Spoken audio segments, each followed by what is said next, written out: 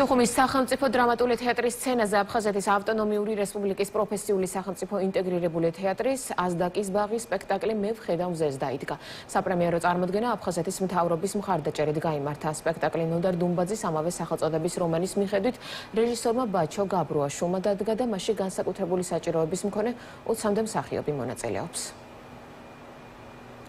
პრემიერა იყო ნამდვილად თამბეჭდავი, ემოციური, სიყვარულით ახსავსე და მიხარია, რომ აზდაკის ბაღი აფხაზეთის მთავრობის ქოლგის ქვეშ მოქმედი ორგანიზაციაა და სამომავლოდ აფხაზეთის მთავრობა აქტიურად დაუჭერს მას მხარს. თელმა დარბაზმა ისი ამონა, მიიღო ის განსაკუთრებული ემოციები, რაც უკავშირდება სიყვარულს, ურთიერთპატივისცემას და ეს ყველაფერი, რა თქმა უნდა, აფხაზეთთან არის დაკავშირებული. სიკეთით სავსეა ნოდარ დუმბაძის ყველა ნაწარმოები, მაგრამ ამათი შესრულებით ეს ნაწარმოები გაათმაგდა თავის სიკეთით, თავის შინაარსით, თავის იდეით. იმდენად კარგად წარმოადგენს სპექტაკლი, რომ უფროსებსაც კი შეშურდებოდათ.